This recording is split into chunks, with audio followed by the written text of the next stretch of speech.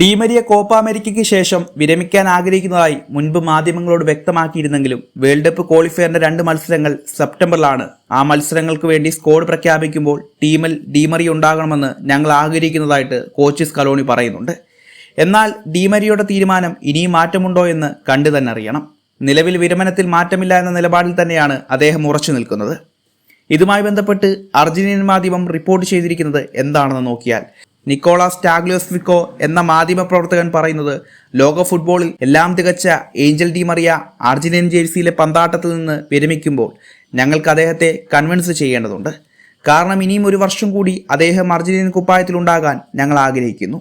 അങ്ങനെ ഡീമറിയ നിലനിന്നാൽ 2026 ലോകകപ്പ് വരെ അദ്ദേഹത്തെ നിലനിർത്താൻ തന്നെയാണ് ഞങ്ങൾ ആഗ്രഹിക്കുന്നത്.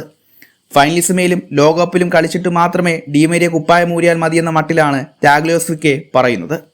ഇതേസമയം കോച്ച് ലയണൽ സ്കലോണി പറയുന്നതും, തീർച്ചയായിട്ടും ഡീമറിയ ഒരു ലെജൻഡാണ്. പക്ഷേ അദ്ദേഹത്തിനെ എങ്ങനെ കൺവിൻസ് ചെയ്യണമെന്ന് ഞങ്ങൾക്കറിയില്ല. ഞങ്ങൾ അതിനുവേണ്ടിയാണ് പരിശ്രമിക്കുന്നത്. അറ്റ്ലീസ്റ്റ് ഒരിക്കൽ കൂടി അദ്ദേഹം ടീമിനോടൊപ്പം വരണം.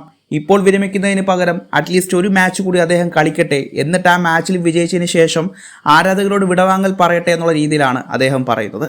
അതും അർജന്റീനയിൽ വെച്ച് നടക്കുന്ന മത്സരത്തിൽ അദ്ദേഹം അർഹിക്കുന്ന രീതിയിൽ ആരാധകരോട് വിട പറയാൻ അവസരമുണ്ടാക്കും ഞങ്ങൾ. അതിനെല്ലാം പുറമെ റിപ്പോർട്ടർ നിക്കോളാസ് ടാഗ്ലിയോസ്വിക്കോ ഡീമരിയെ പറ്റി പറയുന്നതും ഇങ്ങനെയാണ്: ഇനി അറ്റ്ലീസ്റ്റ് 2025 വരെയെങ്കിലും അദ്ദേഹത്തെ കളിപ്പിക്കാൻ പറ്റിയാൽ അത് ഏറ്റവും അത്യാവശ്യമായ കാര്യം തന്നെയാണ്.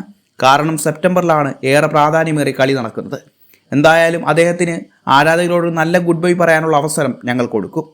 അതിനായി അർജന്റീനൻ ഫുട്ബോൾ ലോകം അദ്ദേഹത്തെ പുഷ് ചെയ്യേണ്ടത് അനിവാര്യമാണ്.